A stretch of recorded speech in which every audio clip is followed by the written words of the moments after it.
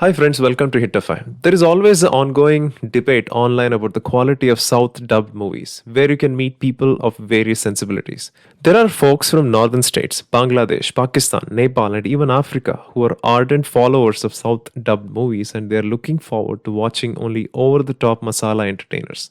Then you have those folks who are looking for quality content from South and do some research before watching the movie and they're well aware and appreciative of the quality content that comes out of the South. Then you have many self proclaimed elitists who have always looked down upon South cinema. They judge the entire South cinema as ones filled with gravity defying stunts, over the top performances, and complain that the TV channels are trying to shove it down their throat. There is no denial that in India, the only way to do massive business in cinema is through large scale commercial entertainers. If you look at the top grossers of Indian cinema in history, be it Dangal or Bahubali, big names were associated with these projects, and they were all family entertainers with emotions in the right place. To start with, I think the stalwarts of Tamil, namely Kamal Hassan, Rajnikant, Maniratnam, Shankar, and A.R. Rahman, contributed immensely to the initial popularity that the South cinema gained in rest of India.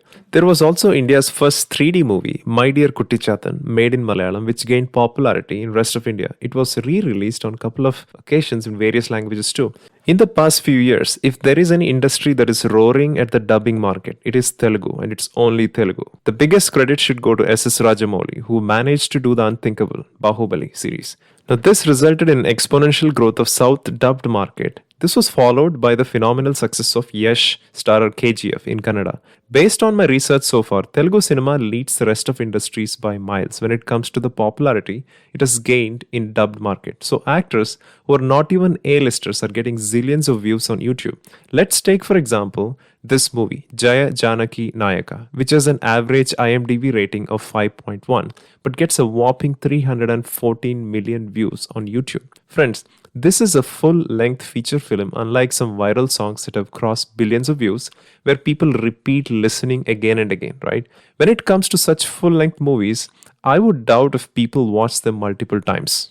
Now, let's say even if 50% of the views actually meant they watched this movie fully, it is a whopping 15 crore people who watch this just on YouTube by streaming live. In addition, there are a lot of people out there who don't have a robust data plan, and there are small shops with computers and wires hanging which download these movies for them. Additionally, there are TV channels dedicated to only broadcasting South dubbed movies. In general, I can say that for this movie alone, it conservatively adds up to 20 crores. I'm even wondering if Salman Khan movie would get so many views if released on YouTube. I'm not exaggerating, friends. I know the Hindi market is huge, but 20 crore is a big number for just one average action entertainer that doesn't even have an A-list South actor from Telugu. While many leading actors of South like Ajit, Vijay, Allu Arjun, NTR, Yash, Mahesh Babu, Dhanush, Mohanlal, Surya enjoy pretty impressive following on YouTube, the not so popular ones like Ram Potineni, Akhil Akinani, Vishal, Bellamkonda Srinivas have enjoyed more viewers than the A-listers for some of their movies. I can imagine dubbing is not an easy business, and so choosing the Hindi names for movies and also putting together a click-worthy thumbnail can be super tricky. I think there are certain rules they follow to make these thumbnails. First and foremost, unless it is absolutely necessary, never put a happy face on thumbnail. Either they have to look angry or have some bloodstains. For example, this 2014 movie Jilla, which was marketed as a fun comedy action combination of Vijay and Mohanlal, gets an angry face in the name of Police Wala Gunda 2 and gets a whopping 114 million views. The romantic comedy movie of Yash named Lucky becomes Heart Attack 3, obviously with angry faces. Sillandru Oru Kadal, a romantic emotional drama, also gets an angry face and name Mohabbat Ke Dushman. Then you have the old Telugu movie of Allu Arjun, Gangotri, where the original poster looks like this, but the dubbed version has a much more mature and angry Allu Arjun. Then you have the movie Komali, that literally means Joker, right? But gets a thumbnail in this dubbed version where Jayam Ravi is super angry.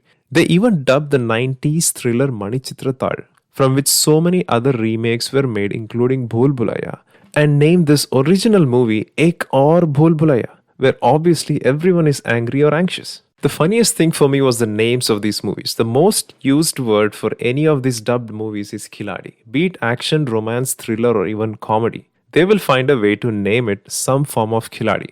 The simple love story, Hello Guru Prema Kosame, becomes Damdar Khiladi. a decent spy thriller, Gudachari, with lots of twists and turns, becomes intelligent Khiladi. Perhaps I guess they saw Advishesh wear glasses and tagged it as intelligent. Nani's Ninnu Kori was termed Aaj Ka Khiladi. Then you can see Dangerous Khiladi, Khiladi Cop, Dynamite Khiladi, Khaki or Khiladi, Do Damdar Khiladi. There are many more Khiladis. Now, as if the names are not enough, they're running out of Khiladi names and start giving them numbers. For instance, there are 6 different installments of Dangerous Khiladi alone. Then the romantic comedy entertainers even get the names Heart Attack 1, 2, 3, and I think you'll just keep continuing. Here are some more wacky names that will blow you away. Mard Ki Zaban, which is a Telugu movie named Mogadu. Then you have Godzilla Mera Sathi, which sounds like Hathi Mera Sathi, right? And dubbed from the movie named Adisaya Ulagam. One of the initial movies of Prabhas, Yogi, gets the name Maa Kasam Badla Lunga. Now, we may find it all funny and ridiculous, but there is a relevant side to the story, right? Which actually compelled me to make this video. If you take, for example, the various markets that the Hindi cinema typically caters to, right? Whether it's North India, Pakistan, Bangladesh, or Nepal, and many more, where people in the lower middle class section of the society are struggling to meet their ends, they are not able to relate to mainstream Bollywood movies. The movies like Judwa 2, Happy New Year, Om Shanti Om, Golmaal series, and Houseful series may have found a market among upper class or the NRI folks. But more I research, I realize that Hindi heartland don't care much for these movies. South dubbed movies, especially from Telugu, have been a rage because some of these movies actually tell their stories, as the movies focus more on common man, mostly from the middle class or from the village. The directors and actors put their heart and soul to package the movie in such a way that it becomes more aspirational to that section of society. What's interesting is that in the dubbed market, the ones who have gone viral doesn't necessarily mean they do good business in the native language. Many of these original movies have average or bad IMDb ratings, and trust me, these are the ratings mostly given by the native speakers of that language. For instance, the movie Jai Janaki Nayaka, which failed to impress the Telugu audience, went viral on Z and YouTube when it got dubbed into Hindi. All this rage also comes with a problem, right? People come up with opinions based on few wacky thumbnails and shabby dubbing jobs that they witness on YouTube or TV channels, which just validates their preconceived notion that all South cinema is gravity-defying crap. If you see some great movies like Mahanati or Rakshasan or Takeoff or Ulidavaru Kandante, don't have many takers in dubbed market yet. Since Bollywood got plagued with nepotism, groupism, and mudslinging, especially after Sushant's death, they're kind of lost in woods. The likes of Karan Johar or Salman Khan, Rohit Shetty, Farah Khan are so disconnected from the cultures of Hindi heartland that they cannot make movies that appeal them as much as the South dubbed movies do. Obviously, there are actors like Ayushmann Khurrana, Akshay Kumar, Nawazuddin Siddiqui, or Rajkumar Rao who are exceptions and have played numerous rooted characters, but for the most part, Bollywood seems to be catering to urban Punjabi or NRI audience. The Nepo kids have lined up for their next Student of the Year offering or for some South remake, as it is just about paying the remake rights and filling up their coffers by fooling their audience. Friends, as I end this video, even though during the initial days South dubbed movies were marked as over the top and worthless, people all around India are becoming cognizant of the good content from the industries as well. Even though the thumbnail, dubbing, and Hindi translations are ridiculously amateurish, there is a lot of people who are still liking it. When the producers of KGF, Bahubali, and 2.0 decided to get thorough professionals to do the dubbing and marketing, they did extraordinary business. As people start seeking original content, I wonder how Bollywood establishments are going to survive doing remakes or churning out unrelatable crap. As producers from South start catering to wider audiences, the market is only going to expand and content is going to rule. Thank you very much, folks.